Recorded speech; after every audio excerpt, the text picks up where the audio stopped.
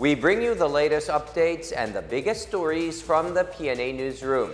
The Department of Foreign Affairs is prepared for diplomatic action following reports on the alleged swarming of Chinese vessels near Iroquois Reef and Sabina Shoal in the West Philippine Sea.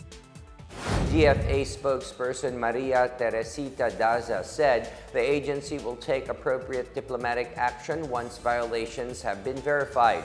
A recent news report quoted Western Command Chief Vice Admiral Alberto Carlos confirming that dozens of Chinese vessels have been moving much closer to Palawan since early this year. The Philippine government has filed a total of 193 note verbal, 65 of which were lodged under the administration of President Ferdinand R. Marcos Jr.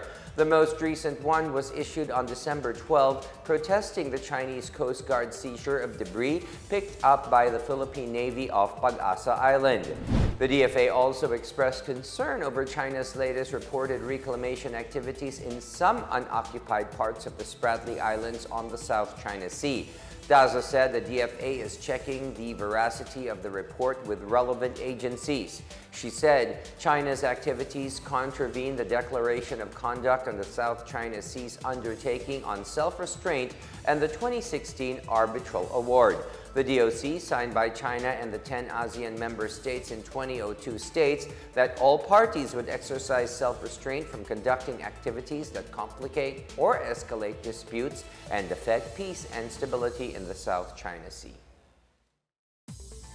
President Ferdinand R. Marcos Jr. assured the public that he will exhaust all efforts to fulfill his promise of building at least 1 million low-cost housing units every year.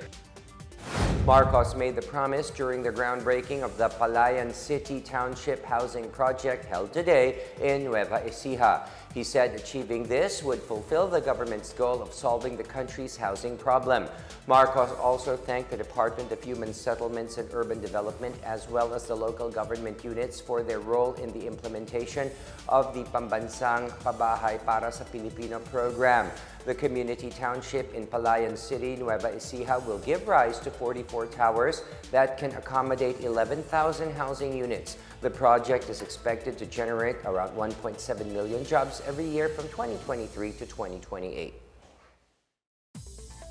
A Filipino-American basketball player seeking to make a return to the Philippine pro hoop scene have been barred by immigration authorities from entering the country after allegedly using a fake Philippine passport.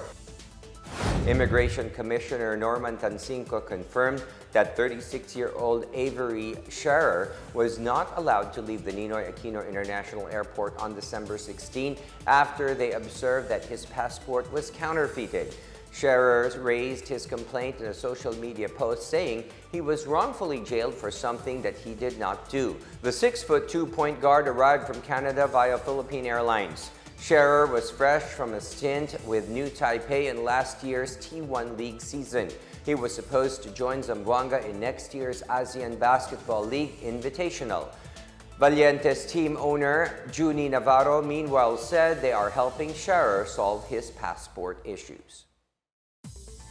And in our news overseas, a 6.4 magnitude earthquake left at least 2 people dead and nearly a dozen others injured in the U.S. state of California on Tuesday. The earthquake happened near Ferndale, about 338 kilometers northwest of San Francisco. It also damaged buildings and roads and cut off power to more than 70,000 homes. The California Office of Emergency Services also reported at least 80 aftershocks, with one being as powerful as 4.6 in magnitude. State officials urged residents to be prepared for another quake soon, saying there is a 13% chance of another powerful jolt of 5 magnitude or stronger striking in the next week. And that is the latest and the biggest stories from the Pna Newsroom. For more news content, visit our webpage or head on to the Philippine News Agency's Facebook and Twitter accounts. We are also shown on the social media pages of the Office of the Press Secretary and on Radio Pilipinas RP1. Stay tuned for more news updates. I am William Theo. We tell stories that inspire change.